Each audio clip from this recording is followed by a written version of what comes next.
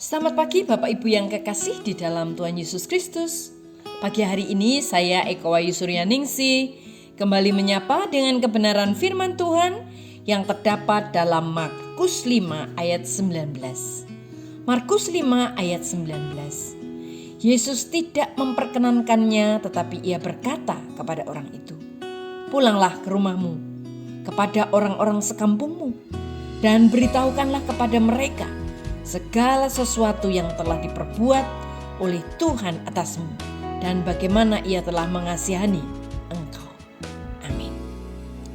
Suatu kali ada seorang ibu yang bersaksi ketika dia mendengar tetangganya sakit, dia pergi menengok. Si tetangga pun menceritakan bahwa dirinya terkena tumor. Namun dia menolak rangkaian tindakan medis yang semestinya dijalaninya karena takut.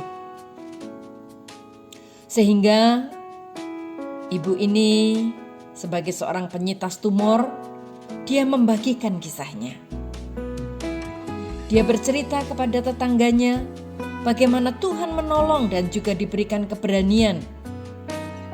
Dan puji Tuhan, kesaksiannya membuahkan semangat dan keberanian sehingga tetangganya ini boleh menjalani operasi, bahkan dia dinyatakan sembuh dari tumor.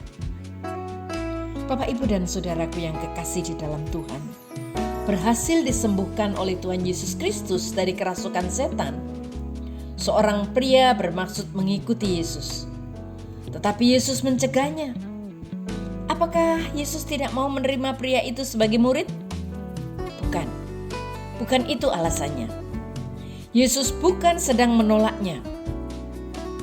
Hanya Yesus bermaksud mempercayakan sebuah tugas besar, yaitu mengutus pria itu untuk bersaksi tentang dia, tentang karyanya yang besar dan juga karyanya yang nyata, sebagaimana yang telah dia rasakan sendiri. Dengan melakukan yang demikian, maka karya Yesus tidak berhenti pada orang-orang yang ia temui secara langsung. Karyanya terus berlanjut, dirasakan lebih banyak orang melalui kesaksian orang-orang yang lebih dahulu menerima berkat-Nya.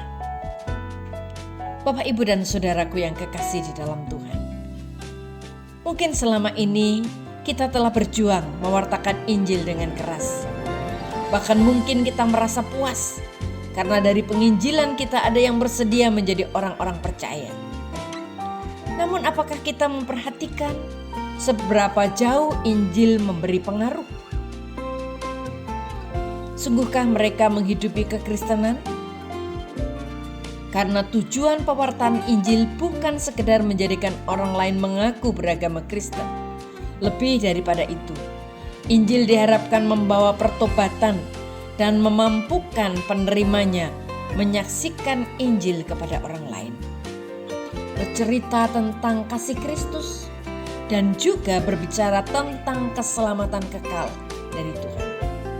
Oleh sebab itu, mari kita fokus untuk memberitakan Injil, bukan supaya mereka berubah menjadi Kristen, tetapi sungguh-sungguh supaya mereka mengalami pertobatan dan diselamatkan hidupnya. Amin. Mari kita berdoa. Tuhan Yesus, kami bersyukur karena firman-Mu hari ini. Injil-Mu yang ibarat estafet yang harus terus kami lanjutkan untuk kami sampaikan kepada banyak orang, supaya ada banyak orang yang diberkati Tuhan dan diselamatkan hidupnya. Terima kasih Tuhan, berikan kami hikmat dan kemampuan untuk melakukan amanat agung-Mu ini. Dalam nama Tuhan Yesus kami berdoa. Haleluya. Amin.